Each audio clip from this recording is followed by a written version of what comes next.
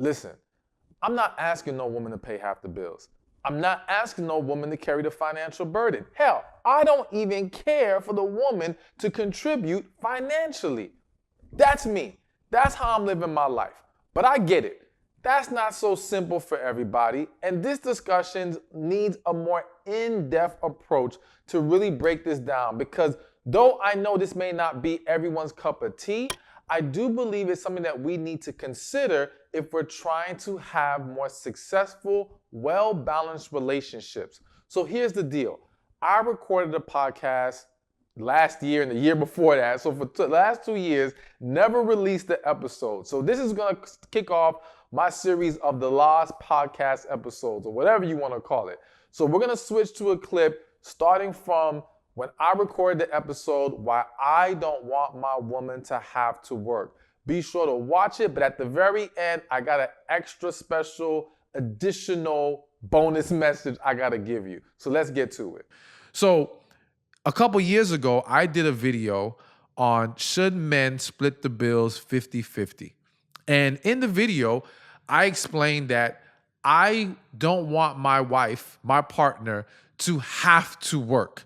I don't want her to have the burden of paying the bills, all right? I want her to be free to do what she pleases as far as her purpose and career is concerned. I want her to be free from that stress. And so naturally, you would expect many women love the video, and a lot of men were salty about the video. A lot of men were calling me all kinds of names, simp, sucker, all this stuff. You're getting used by women. These women are no good, blah, blah, blah. So first, I really want to speak to these men. And initially, I was going to go off and really give a piece of my mind, because to me, it was disgusting, really disgusting to see men paint being a provider as being a sucker, as somehow the man who can take care of his household and do for a woman is the weaker vessel, is the beta male, whereas to insinuate that the man who does not take care of his partner, his family, whatever, is the alpha. That to me is absolutely ridiculous. I don't know where this new perception came from. I don't agree with it whatsoever. I feel and have always felt that an alpha, a true leader of the household, has no problem providing for it, all right? But I want y'all to understand that there is a purpose behind this, all right? When I say I don't want my woman to work, it's not just to appease women. It's not because it sounds good. It's because I have studied this dynamic for years now. And I see, without a doubt in my mind, that the most beneficial, and I'm not saying it's the only way it works, but the most beneficial structure is the man providing for the household. And here is why. As I said in the video, I do not want my woman having the stress of having to pay the bills. There's a great book. I believe the author's name is David Deida, and his book is called The Way of the Superior Man. And there's a part in the book where he speaks on you shouldn't look for your woman to be everything. The more you expect her to do everything, the less you get of anything. All right? So again, let me repeat that. The more you expect her to do everything, the less you get of anything. Essentially, by expecting this woman to be provider, lover, taking care of the house, all these different roles, you're diminishing her ability to walk in her feminine energy, and I'm big on feminine and masculine energy, and pour into you the way that you truly desire. And so you see a lot of these households where the woman is working, being the caretaker, doing all these different things, and guess what's lacking? They're barely having sex.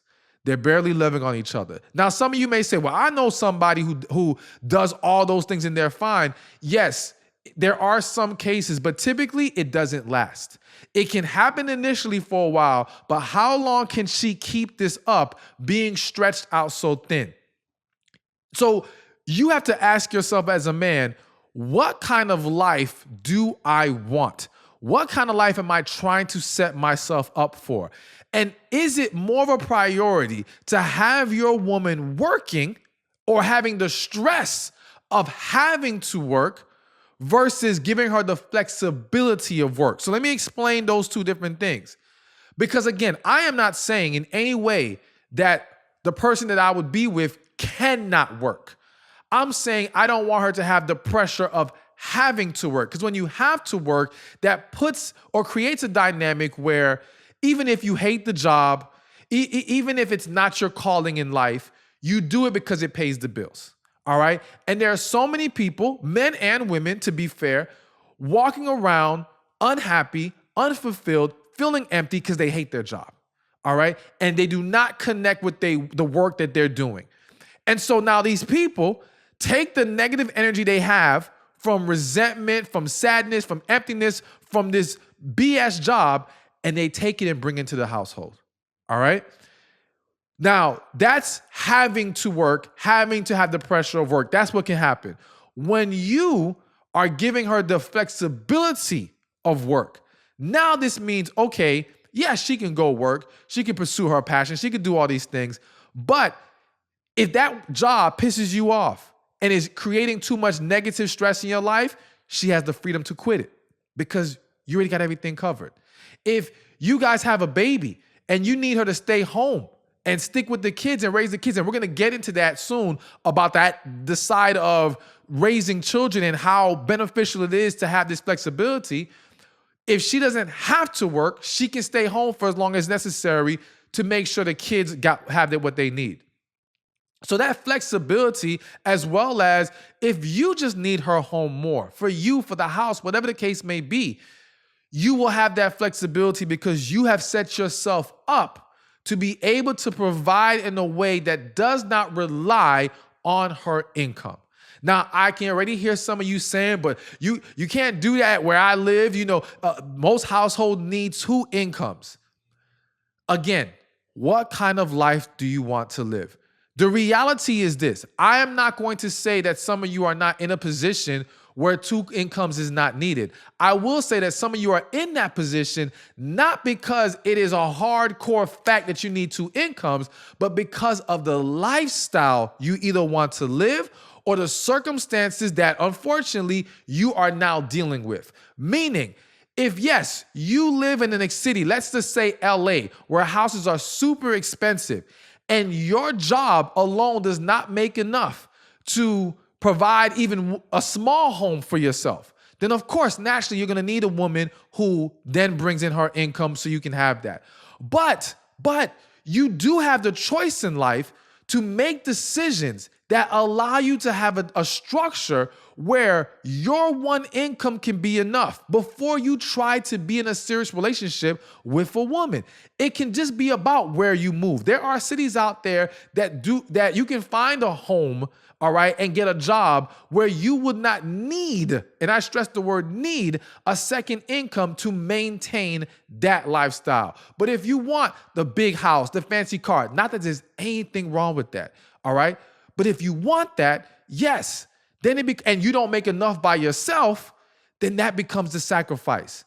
So now it becomes a question of what's more important to you, having those material things or having the flexibility. Now, again, I repeat, there are some circumstances that will undoubtedly require 2 incomes, but there are a lot of people, if they simply made some adjustments in their lifestyle, who did not try to live above their means, who managed their money better, could actually be okay off of 1 income. And again, even if you wanted to bring in a second income, it would be a flexibility or a position where you would not have to, but you could if you wanted to. And so you got to again ask yourself, what kind of life do you want to live? And what are you going to require from your partner? Because you can't expect someone, and in this case, a woman, to be able to give 100% in all those aspects before she eventually is worn out. She is going to be tired. And her ability, again, to maintain the feminine energy that you may desire from her is going to be heavily compromised. So this is why I say with all confidence, I do not want my partner to have the burden of having to work, okay? Because I value the energy in the household more than I value the material things we can possess with her second income. Now, granted, to be fully transparent, I'm at a level of success where, yes, I already have more flexibility because of the position I'm in. But I also believe that more men could achieve this if we took a better approach in life. So let me throw this out at you real quick. And we got so many other angles to cover, but consider this. For those of you who saying, well, it's hard. A lot of women are making more money now. Picture this. Picture if we trained young men to, when they turn 18, from the age of 18 to, let's just say, 23, all right? So for 5 years, they did not focus on women whatsoever. Their focus in those 5 years was getting their credit right, saving up money so that they can get their own home, finding their career and building experience in that specific niche, all right? And really working on themselves so that by the time they are 23, they will be so well positioned that they would now have the freedom to, and I'm not encouraging this, I'm just saying they would have the freedom to run the streets, all right, and date all over the place and have multiple women. Again, I'm not condoning it and saying that's what they should do, but if they wanted to, they would even be better positioned to pull that off by taking those 5 years off, or be very well positioned to have a partner, to work towards marriage, and be able to provide for their family.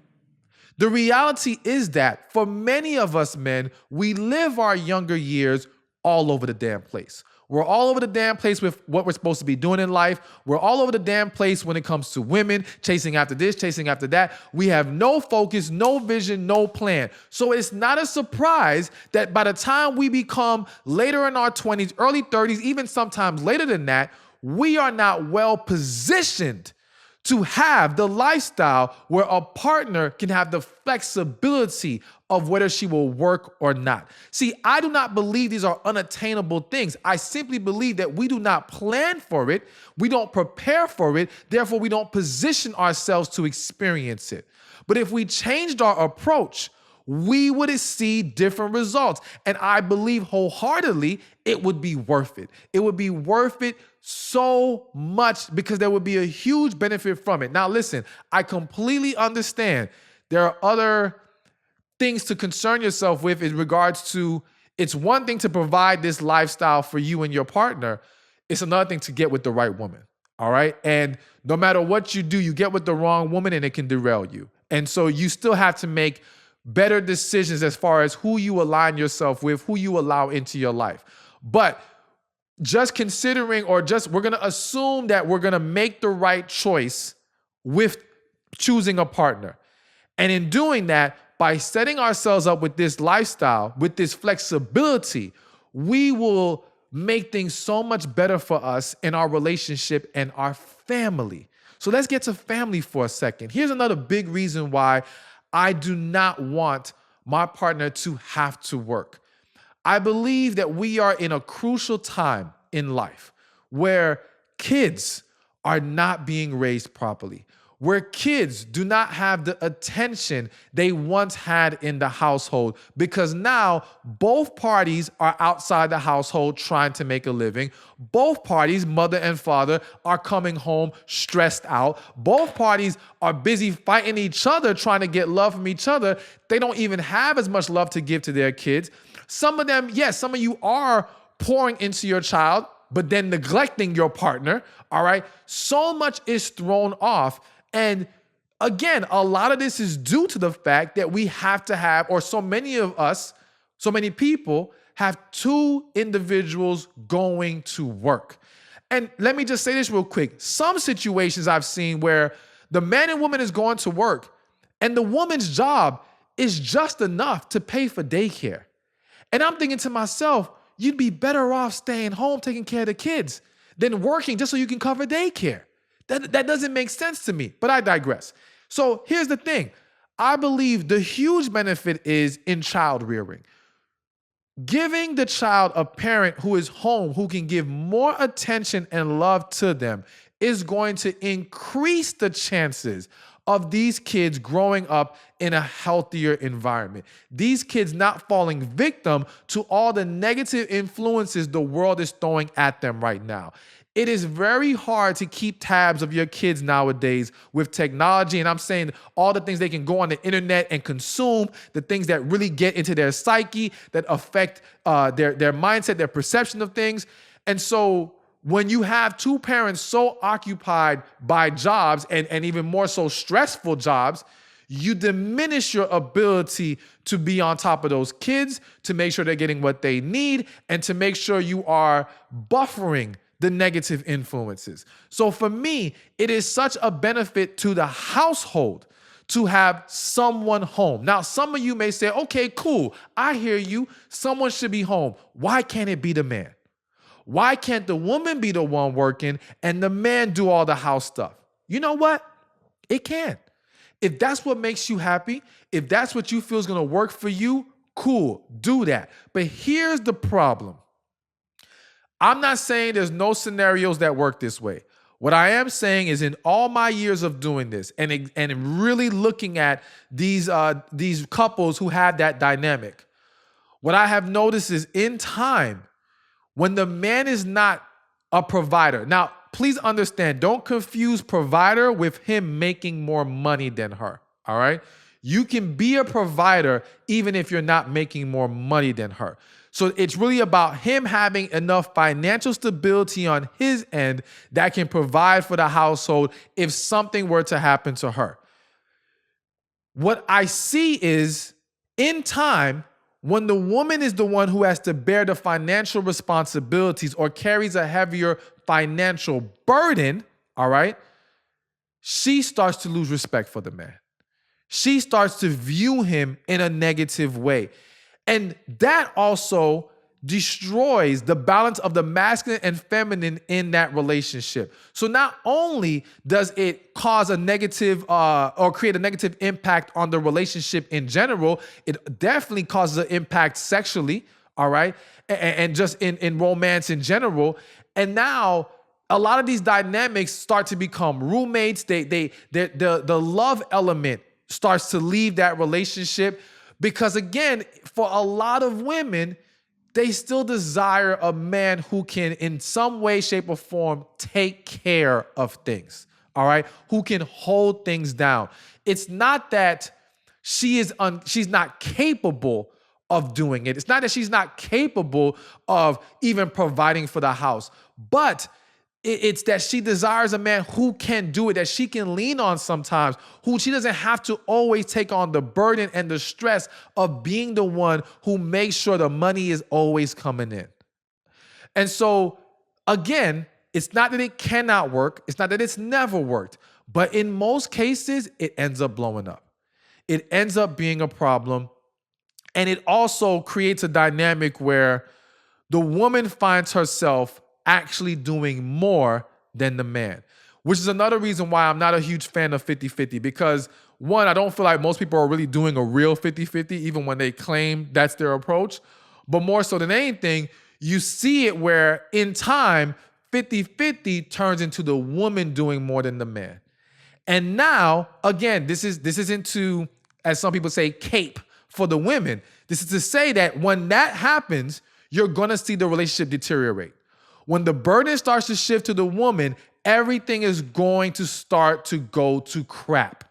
So for the sake of a happy and successful relationship, which is what I'm all about, this is why I am encouraging or providing the perspective of having the man in a position where he can hold things down, where he can take care of the household, and where the woman's income is bonus. It is icing on the cake. Again, I'm not saying she can't work. I'm not saying she shouldn't work. I'm saying have the flexibility to where she does not have to work, and try to create a lifestyle and plan for a life where you can have this structure. Now, let me also say this. Some people may argue, well, what happens when something happens to the man? And now if the woman's never working, now we're stuck and we're in a bad position. Again, if that is your concern, she can still work in the meantime. And if his income alone can take care of things, her income can become the savings, the cushion to fall back on in hard times. It can become investment money. There are still ways to utilize her income, but it becomes bonus income. It doesn't become, okay, if she's not working, we can't pay for this house. If she's not working, we can't pay for this car. We can't pay for the utilities. When you're in that position, so now she has to work, this is where things start to go left. So I'm just looking for what is going to create the best balance in the relationship. Now, again, I understand everyone's not going to be down with this. Everyone's not going to be okay with this. And some people are going to still choose to view what I'm saying in a negative light. But I really want you to take emotion out of this for a second and really process. Is what I'm saying really wrong? Is what I'm saying really not something that could work if you approached it in this way?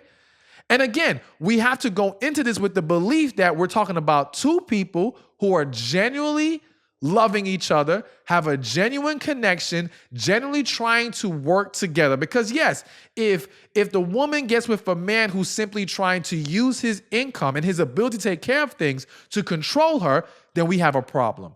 If the woman is simply trying to find a man who will take care of things because she wants to take advantage, we have a problem.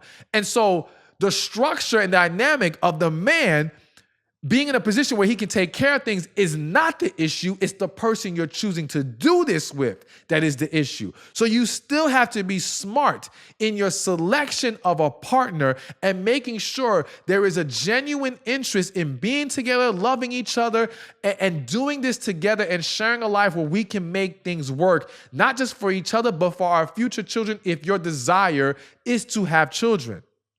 But ultimately, this is the structure that will work. But you got to ask yourself, what do you want more? Do you want two incomes more than a balanced household? Do you want a woman who's stretched out more than you want a woman who can pour love and support and that feminine energy into you? Again, if you want the money more, then by all means, do your thing. But will that make you happy in the long run? Will that really work for you? Will you be able to maintain a healthy, successful, committed relationship with that dynamic? And if you can't, then what the hell are we doing here? What's the point? I'm trying to show you a perspective that can lead you to greater success. Why not consider it? Why not look at your life now and say, okay, how can I set myself up to have that flexibility? There's nothing wrong with that. And there's nothing wrong with being a provider. And there's nothing wrong with being a woman who is embracing a man who can provide in that way. All right? Because it's all about balance, working together. Some people are so focused on equality in a relationship, and I think that's the wrong way to go. The focus has to be on balance in the relationship. Now, granted, everyone has a choice in what's going to work for them. And for some people, they're going to be like, nah, I have to work. That's just the way it is. Okay, cool. But even in you wanting to work or you wanting her to work, you having the flexibility to where she doesn't have to, what could be so wrong about that? How would that hurt? I don't think it would. So it's just something to think about. It's something to consider. But I definitely believe that if we had more households with this dynamic, we would see more successful relationships. We would see more healthier kids being raised. We would see healthier, more positive communities. We would see less stress in the household. We would see less infighting in the household. I definitely believe it's something to think about. And if you are a believer, it's something to pray about. And really ask yourself, is this the way to go? And if it is, what can I do going forward to set myself up for it? So, I don't know. Tell me what you think. If you're watching on YouTube, leave your comments below. Share your thoughts. I know there might be some people who are triggered by this, but understand, I'm telling you how I feel based off of what I've seen, what I've studied, what I know, what I feel in my spirit, and what I truly believe would be most beneficial for the majority of people. So now before you go, we're not done yet. I told you I had an extra addition I had to add to this. And there's not much more to say. However, I want to speak about the idea of how we set ourselves up for this kind of dynamic. So consider a different idea, okay? Let's say you have a couple, man and woman, and you guys know, and the plan is we're married here, we're trying to move forward together, and the goal is we understand we want this flexibility of the woman not having to work at some point in our lives, but we're not there yet, okay? Which is fine, it's understandable. So let's just say in this scenario, the man makes $50,000, the woman makes $40,000. And let's say you're living in a city where this is a doable approach. So we agree for the next 3 to 5 years that we're going to sacrifice and live under the one income of the man for $50,000. We're going to make things work under that income. And yes, this may include for some people, if you don't have kids yet, not having kids for a few years. And of course, I know, depending on the ages of the individuals, that might be a harder pill to swallow. And maybe it's not 5 years, maybe it's 3 years. However many years you can at least sacrifice to really focus on setting up the life you two desire with each other. But let's just go with 3 to 5 years. We're living off the 50,000. And now, as I mentioned in the podcast clip, we take her money and we invest it for the next 3 years. We take that money and we use it to now build towards the future so that by the end of the 3 years, you're either looking at, even if you don't invest it and you just save it all, that's 120 grand in savings, okay? That you now will be able to have a huge cushion and be able to live off of one income. And so now if you also are able to become very happy within living within those means of the 50,000, you can be great. You still can have your occasional vacations. You still can do the things that you want. But again, you will no longer have to carry the burden or put the burden on the woman to have to keep working. Now, if you want to have kids, she can take those years off to take care of the kids, at least for the beginning. She can eventually go back to work. But again, you guys now have more flexibility, more pressure is taken off. And when we take off that pressure, again, we create more harmony in the relationship. We create more peace in the relationship. And that's what it's all about. What's going to create a more overall quality of life and overall quality relationship. I think sometimes we get so lost in the moment of, well, we want this and we have to handle this finances. But again, we don't plan for the future. We don't set ourselves up properly. So I just wanted to throw that one more example at you. I kind of alluded to it in the video, but again, pray about it. Do what's best for you. But I don't want my woman to have to work, but it's up to you to decide how you guys want to go about things. Hey, thank you for watching this video. Be sure to check this one out right here, and I'll see you there. Listen, dating can be a lot easier than you think. I know it may seem like it's ridiculous right now, and it's such a struggle, but I'm telling you, it can be better. But there are a lot of mistakes that